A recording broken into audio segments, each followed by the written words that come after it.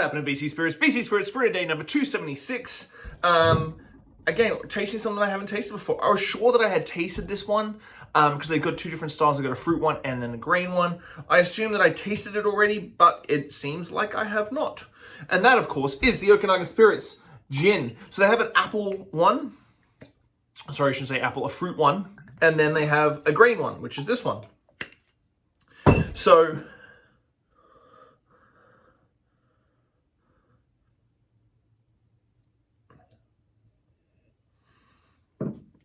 very fruity on the nose though. It's got a beautiful aromatic, like poppy nose, and I can never read the back of this. Harvested rhubarb, juniper berries, spruce tips, rose, coriander, tarragon, lemon balm, and orris root. That's a nice little mix of the rhubarb. That's what I'm getting on the nose. I'm getting that rhubarb and lemon balm.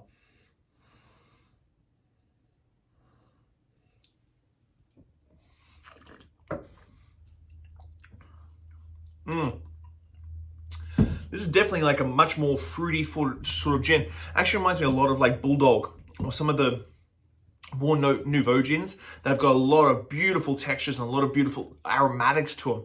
This is something very unique. I don't think I've tasted many of these. Those fruit notes are just huge. Very unique, very different. That rhubarb, lemon balm, all those sort of extra additions of those botanicals really make a fantastically unique little gin. What I'd be doing with this one, it is still got that juniper's really balanced out with a lot of the other botanicals. It's like super nice and simple. Really, I'm really blown away with the palate on this one. The Okanagan Spirits gin, super fruity, very herb garden. That lemon balm really brings in that sort of like springtime herb garden, grain based. If you're chasing something that's completely different and unique, that is the one. So, Okanagan Spirits gin. I'm going to try and find their fruit-based one because I really want to do that one. I'm pretty sure I've done that one on the show, but that one I actually haven't, which blew my mind away. So, Okanagan Spirits gin. Thanks as always for the support, guys. See you guys tomorrow. Bye.